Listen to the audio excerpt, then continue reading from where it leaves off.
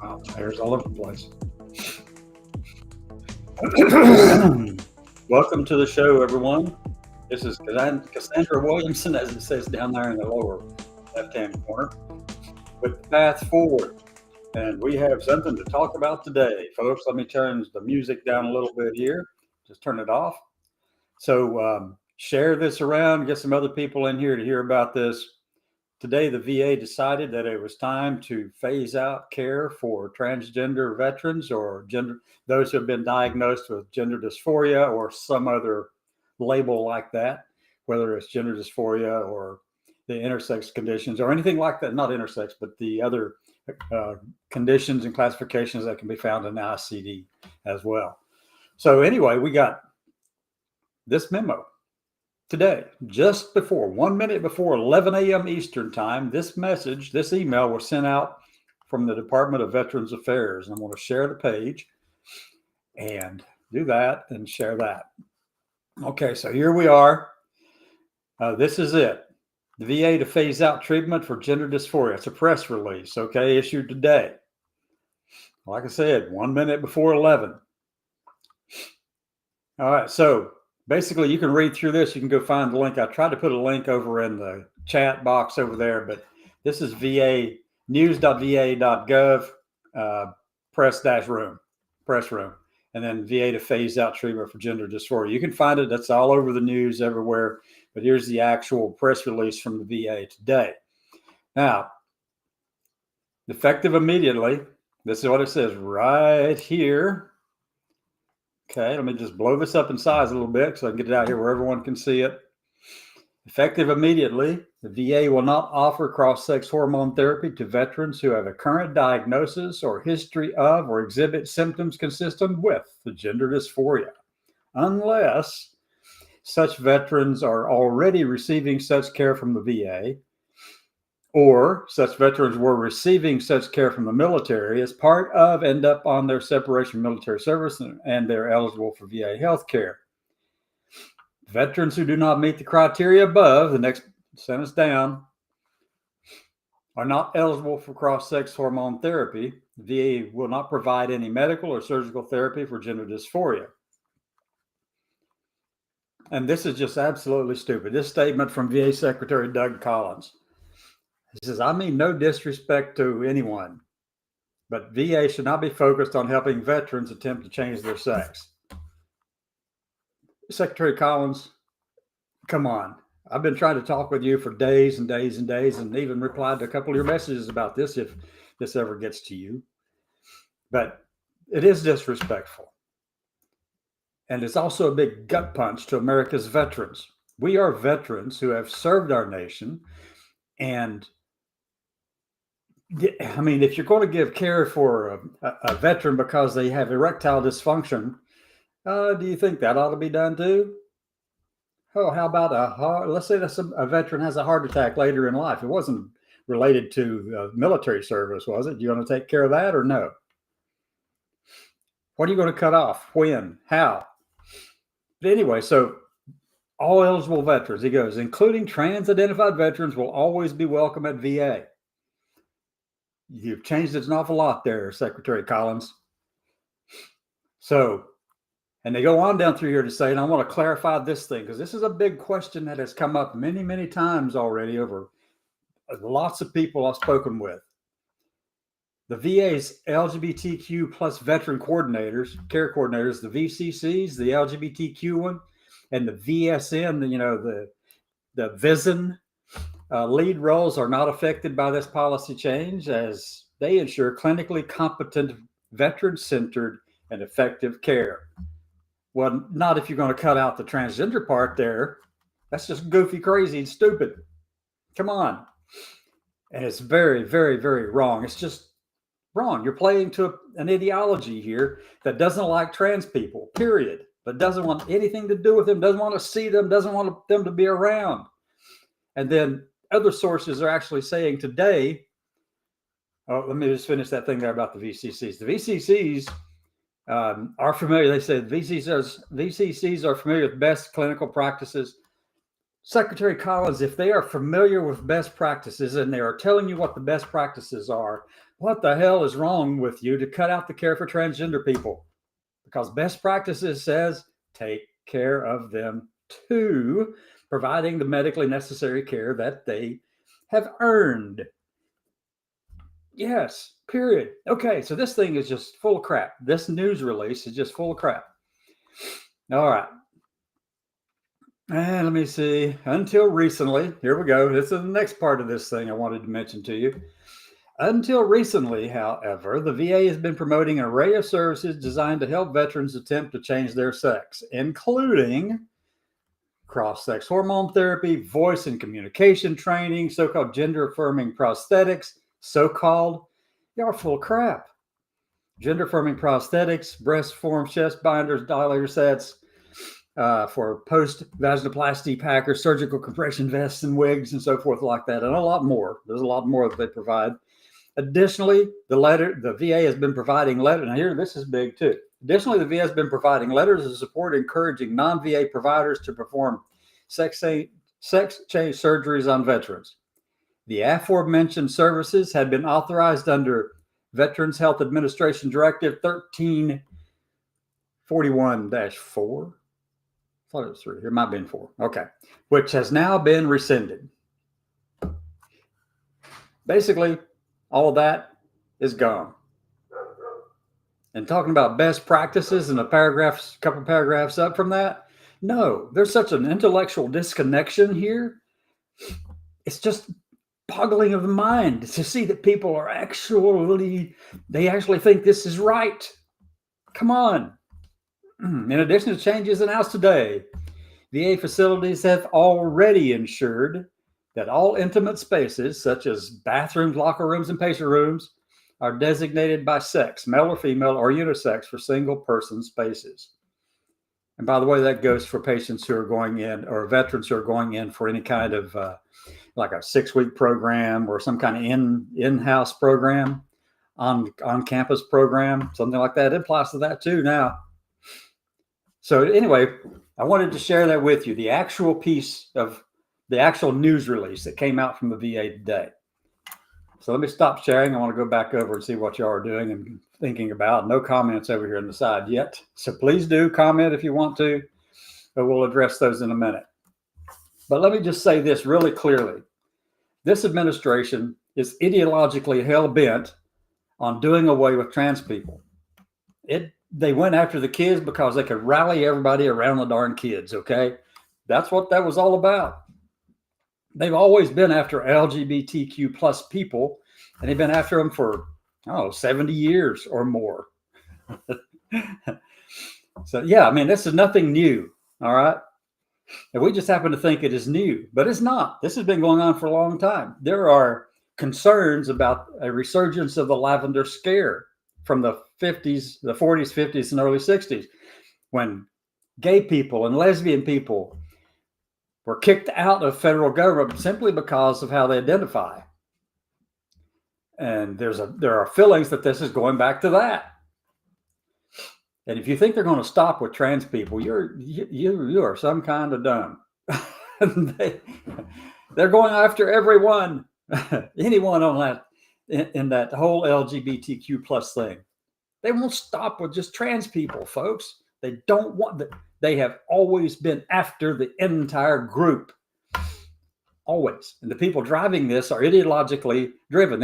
They have a desire to control the lives of everyone. Now, we know how serious this federal government, the Trump administration, and the different leaders throughout there that he's put in, his sycophants he's put in leadership positions across the whole of government. We know what they're doing. So I'm going to share another thing for you. This proposed rule has not yet been published. It's going to be published on the 19th of this month, March 19th. And I want to thank a good friend of mine for pointing this out to me in a Facebook message. So this particular rule is being proposed. Actually, it's going to be published, and you got a comment period and all that kind of stuff coming up with it. But I want to share this one with you. Hold on a second. Here we go. All right, this one. I'll increase the size, see what I can do with it. It says this up here in the top in a real fine print, which you can't really probably see, but it says this document is scheduled to be published in the Federal Register on 3/19/25 and available online at whatever. It's all right there. This is called Patient Protection and Affordable Care Act, Marketplace Integrity and Affordability. I did a little quick search by hitting my little search button up here and searched for gender. Okay, just did a search for gender. It shows up 13 times in this document. What are they doing with this? Well, this has an impact on the healthcare coverage, not just things like the Affordable Care Act, but the whole entire marketplace. They're basically going through here and saying that gender dysphoric people, those who are gender dysphoric, don't deserve any kind of insurance coverage. They want to strip away that insurance coverage across the board. They want to remove that from coverage within Health and Human Services, CMS, Center for Medicaid Services, and all those, and different ones who write those rules that have to do with insurance coverage across the board, across the country, even the private insurance companies. They will all be affected by it. And they're seeking to remove that protection, that insurance coverage for everyone.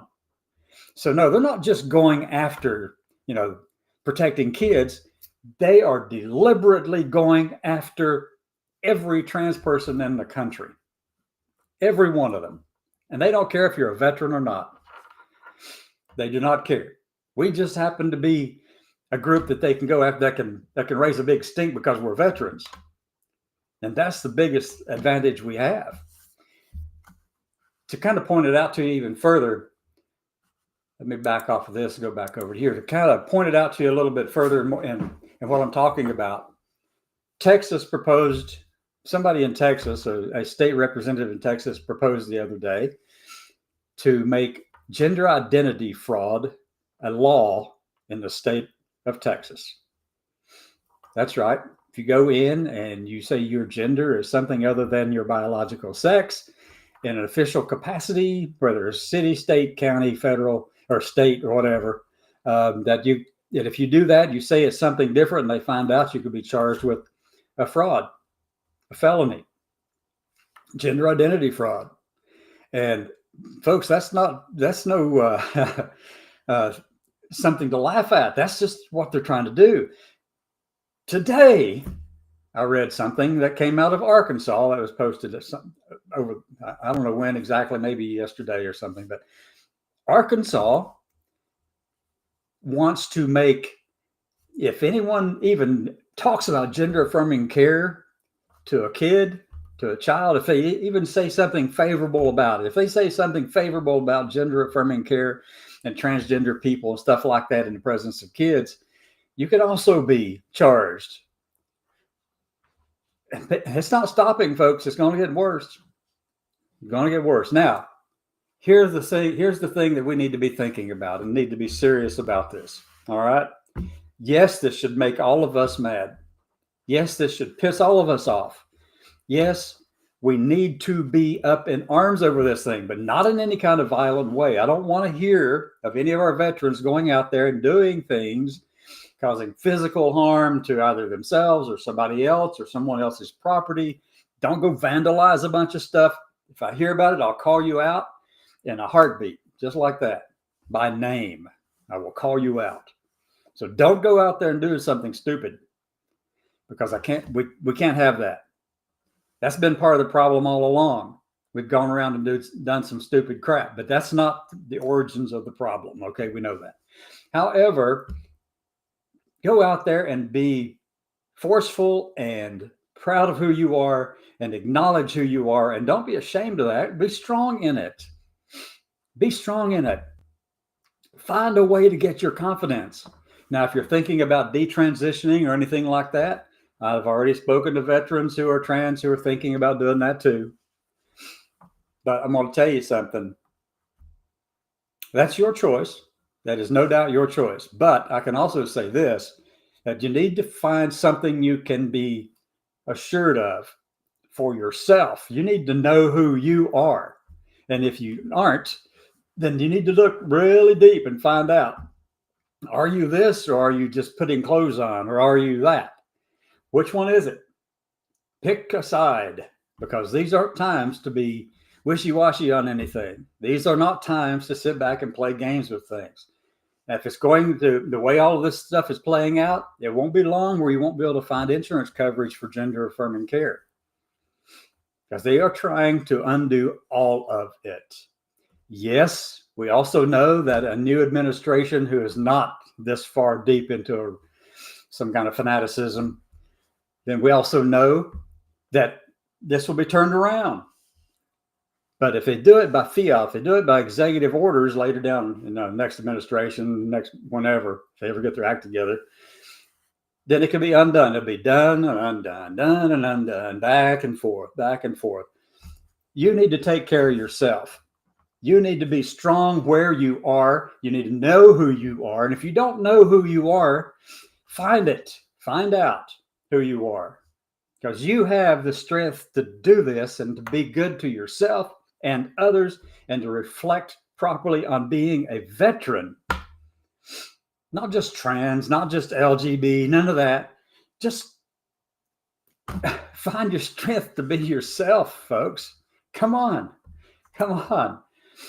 Now, we do have a big fight ahead of us with all this stuff taking place at VA, all this stuff going on in Texas and Arkansas and at HHS, all this stuff, all of it.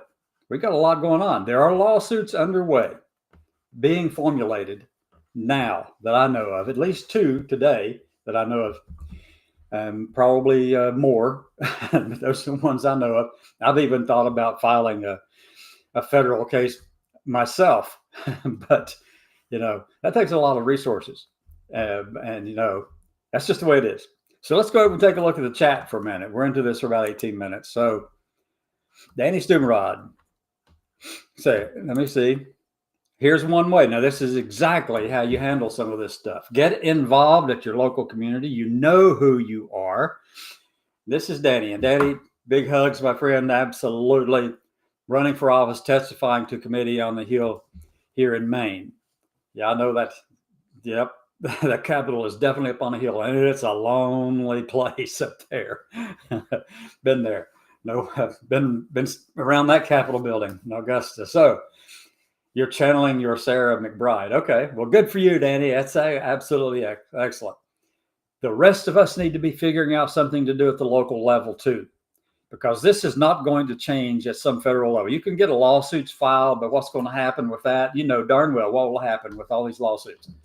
Even if they put this on hold, it'll go to the Supreme Court, and there are no guarantees that the Supreme Court will side with us. None. You know that. I know that. We know that. And if you can get a Supreme Court to rule in their favor, undoing this will be a nightmare. And we'll share this one from Danny as well. I know my inner me, and it matches my outer me as well. Yeah, Danny, that's good. That is awesome. Now we need to get everybody else to do that too. And I'll say this, and it may offend people, but if you're just doing this to put on a show, then you're not committed to it. You have got to be committed to what we are, who we are, and stand up and be strong about it and stop pussyfooting around. Is that plain enough? Let me see. Let me see. That is why I want to run for office, be strong in what and who I am, and then also wear flats walking up that hill. Yeah, you better. Yeah, absolutely. Beautiful place, though. I love it. I mean, it's really a phenomenal place right there. So, and I'll show this last one from Danny. I am fighting this fight where and how I can best do so. Yes, absolutely. The rest of us need to follow your example. Follow the example of Sarah McBride. Follow the example of Zoe Zephyr out in Montana. So show, get out there and do it. Just do it. Yes, I know the hill you're talking about. There's Hey, Danny, there's right down from there somewhere. There was a memorial for first responders. That thing, I'd love to see something like that spread around the country. That darn thing was absolutely phenomenal. EMS and first responders, fire and police and all that. And there was a little square dedicated to them. And oh my God, it was just beautiful, beautiful. It's isolated. It's kind of by itself out there on that hill. But anyway, so everybody, thank you so much for attending. I'd love to have some more time to chat with everybody. I don't want to take up everyone's time and just spend it talking and saying all kinds of stuff. But just remember this: the path forward requires us to buckle down and move forward. Know who you are.